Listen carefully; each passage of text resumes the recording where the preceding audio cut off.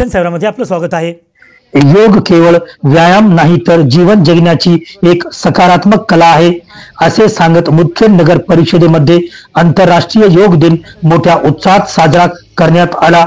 नगर परिषदेचे मुख्याधिकारी शैलेश फडसे यांच्या मार्गदर्शनाखाली पार पडलेल्या या कार्यक्रमात नगर परिषद कर्मचारी आणि नागरिकांनी सहभाग घेत मन शांतीचा अनुभव घेतला। या प्रसंगी योग प्रशिक्षक डॉक्टर अनिरुद्ध लासोनकर यांनी उपस्थितांना विविध योगासनांचे प्रात्यक्षिक दाखवले आणि योगचे शास्त्रीय महत्त्व समजावून सांगितले।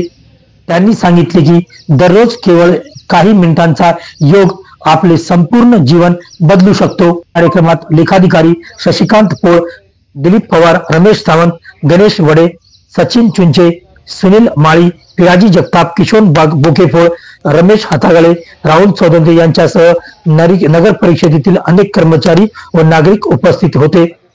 आंतरराष्ट्रीय योग दिनाच्या सर्वांना हार्दिक शुभेच्छा।